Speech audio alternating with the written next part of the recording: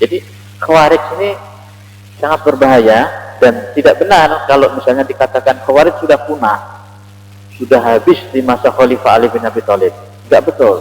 Memang dalam jumlah besar itu Khalifah Ali bin Abi Thalib pernah memerangi kelompok Khawarij di Nahrawan di Irak, tapi mereka nggak punah. Mereka masih beranak pinak, kemudian membentuk pasukan lagi dengan ideologi mereka terus sampai hari ini. Kok bisa sampai hari ini, Pak? Sebab ini saya bawa kitab Sunan Ibnu Majah, Bapak Ibu, di hadis yang ke-174. Itu Rasul sallallahu alaihi wasallam beliau bersabda, "Yansha'u nas'un yaqra'una al-Qur'an la yujawizu tarafiyahum kullama kharaja qarnun quti'ah." Akan muncul nanti kelompok yang didominasi oleh para pemuda. Jadi di kelompok tersebut, jadi orang-orang yang memiliki ideologi tersebut rata-rata anak muda, usianya 40 ke bawah. Yang tua ada tapi sedikit, tapi mayoritas anak-anak muda. Dan yang paling rentan, paling mudah terkena ideologi ini anak-anak muda. Dan dia setiap kali muncul tanduknya, artinya setiap kali Khawarij ini dia tumbuh berkembang, itu selalu akan diperangi, akan dipotong. Maksudnya setiap kelompok Khawarij ini muncul, nanti akan ada orang-orang dari kalangan kaum muslimin, ahlus sunnah wal jamaah yang akan memerangi dia. Kalau di zaman dulu kan perangnya pakai senjata. Kalau zaman sekarang mungkin nggak pakai senjata, tapi menggunakan kitab, menggunakan pencerahan, menggunakan taklim untuk meluruskan. Dan kemudian sambungan dari hadis ini diceritakan bahwa aktsar min 20 marrah. Aktsar min 20 marrah. Jadi kelompok Khawarij ini dia nanti akan pecah lebih dari 20 sekte. Jadi setiap pecah jumlahnya banyak, lebih dari 20 sekte. Hatta yakhruja fi aradihim ad-dajjal. Kata Nabi SAW, sampai nanti kelompok Khawarij ini akan ketemu dengan induknya, yaitu Dajjal. Jadi Dajjal ini adalah induk dari Khawarij. Jadi Khawarij tidak mati, Bapak Ibu, tidak punah sampai hari ini, dia tetap ada sampai kiamat nanti. Dan Khawarij ini itu Nabi tidak memberitahu nama organisasinya, sebab organisasi kalau izinnya dicabut mati dia. Tapi yang Nabi sebutkan sifat-sifatnya. Sebab ketika Khawarij ini dia merupakan lembaga dakwah misalnya atau organisasi Islam, nah begitu dicabut habis. Tapi ternyata bukan, Bapak Ibu, dia sifat. Jadi Nabi sebutkan sifat-sifatnya supaya apa? Supaya kita mengenal, supaya kita tahu, sekaligus kita bisa muhasabah diri. Jangan sampai kita menjadi bagian dari Khawarij ini. Nah, ciri-cirinya seperti apa, Pak? Ciri-ciri dari Khawarij ini, ideologi Khawarij ini, ciri-cirinya yang pertama adalah Khawarij itu ciri-cirinya suka menyalahkan orang yang ideologinya tidak sepaham dengan dia. Padahal sama-sama ahlus sunnah wal jamaah, sama-sama umat Islam, tapi langsung disalahkan. Dalilnya mana, Pak? Kita bisa baca dalam kitab Sahih Bukhari nomor 3610. Jadi hadis riwayat Imam Bukhari nomor 3610. Imam Bukhari rahimahullah ta'ala beliau mengatakan, haddatsana Abul Yaman akhbarana Syu'aib an Zuhri qala akhbarani Abu Salamah ibnu Abdurrahman anna Abu Sa'id Al-Khudri radhiyallahu anhu qala bainama nahnu inda Rasulillah sallallahu alaihi wasallam wa huwa yaqsimu qisman atahu dzul Khuwaisirah wa huwa rajulun min Bani Tamim.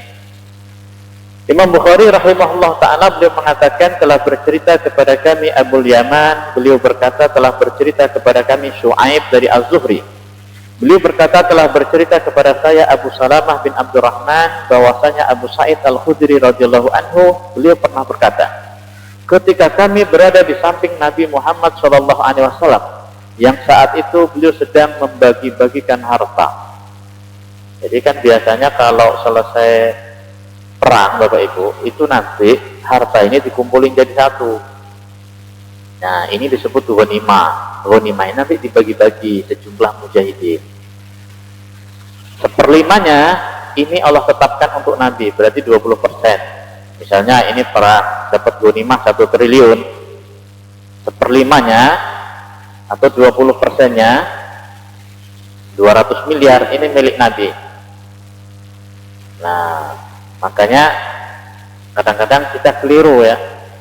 Kita menjas Rasulullah itu begitu sudah diangkat jadi Rasul nggak pernah kerja. Rasulullah itu nggak pernah dagang lagi, cukup dakwah-dakwah saja. Bukan Bapak Ibu, ini Rasulullah itu bagian beliau dari ghanimah 20%. 20%. Baru sisanya dibagi-bagi. Nah, ketika sedang membagi-bagi harta ghanimah ini, itu ada orang yang namanya Dzulkhuwaisirah At-Tamimi An-Najdi. Jadi ini bukan nama asli ya. Nama aslinya itu adalah Khurfus bin Zuhair At-Tamimi An-Najdi. Dia dari kafilah Bani Tamim, kemudian berasal dari Najd. Najd itu sekarang Riyadh, ibu kota Saudi Arabia. Jadi Dzulkhuwaisirah At-Tamimi ini tampil dia. Bukan ikut bantu bagi-bagi, bukan. Tapi dia ngomong, "Ya Rasulullah, i'dil." Wahai Rasulullah, berlaku adil dong kalau bagi-bagi ghanimah. Nah, ini Nabi langsung disalahkan Bapak Ibu. Nah, ini dia Dzulkhuwaisirah At-Tamimi ini adalah pelopor Khawarij pertama di zaman Nabi SAW. Jadi sifat Khawarij yang pertama, dia langsung menyalahkan dan memprovokasi. Jadi Nabi langsung disalahin, nggak nanya dulu gitu. Ya Rasul, kok si fulan dikasih lebih, kok kami enggak gitu? Enggak, tapi langsung divonis Nabi Muhammad ini nggak adil. Maka diingatkan, "I'dil ya Muhammad, wahai Muhammad, berlaku adil dong kamu."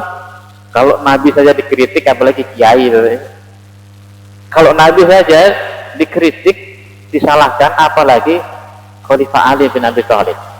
Nah, jadi ideologi yang pertama dari Khawarij ini adalah dia langsung menyalahkan orang yang tidak sepaham dengan dia. Jadi langsung disalahin, langsung disesatin, langsung dikafirin, disalahin. Salah kamu ini, Muhammad kamu ini enggak adil, Ali bin Abi Thalib ini kafir, gitu. Langsung disesatin. Sesat itu kalau bahasa Indonesia, kalau bahasa Arabnya sesat itu bid'ah, langsung dibid'ain gitu. Karena bid'ah itu pasangannya dolalah, gitu. Dolalah ya finar, neraka gitu. Jadi langsung difitnah, langsung disesatin, langsung dibid'ah-bid'ahin. Jadi kalau misalnya tidak ikut kelompoknya, ini dianggap keliru. Tak ikut NU dianggap keliru. Tak ikut Muhammadiyah dianggap salah. Tak ikut tablighi jamaah dianggap belum dapat hidayah. Pak, Bapak nggak ikut NU ya, Bapak keliru. Cara beragamanya keliru, nanti Bapak masuk neraka. Kenapa? Karena nggak ikut NU.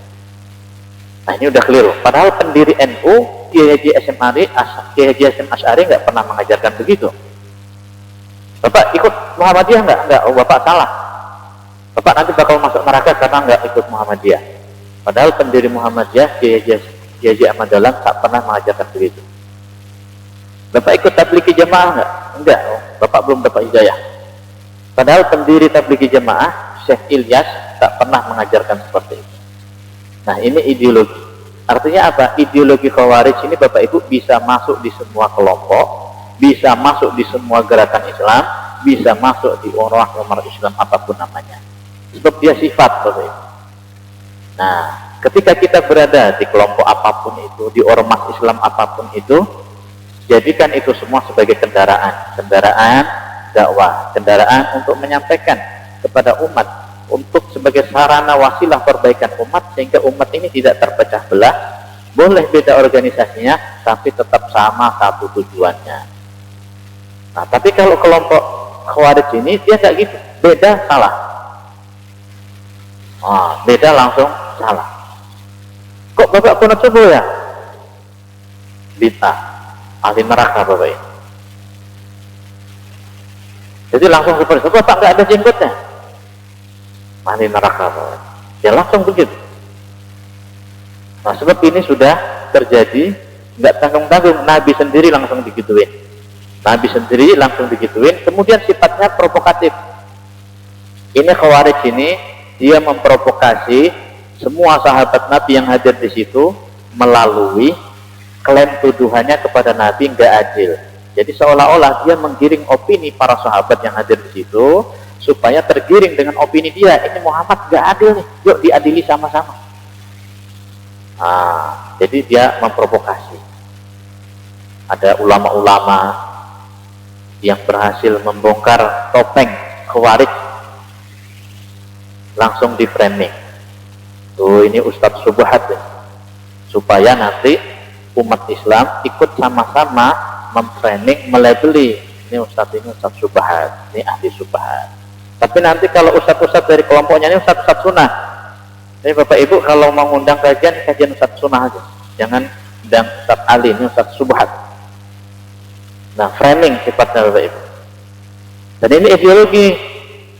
Makanya dari awal tadi saya mengatakan mungkin sebagian kita kok ini kurang penting nih Khawarij. Sangat penting Bapak Ibu. Sebab ini berbahaya. Alih-alih nanti kita ibadah, tapi justru kita malah memecah belah umat.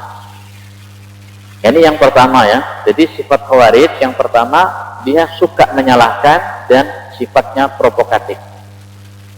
Dalilnya hadis riwayat Imam Bukhari nomor 3344, kalau di Sahih Muslim nomor 1064.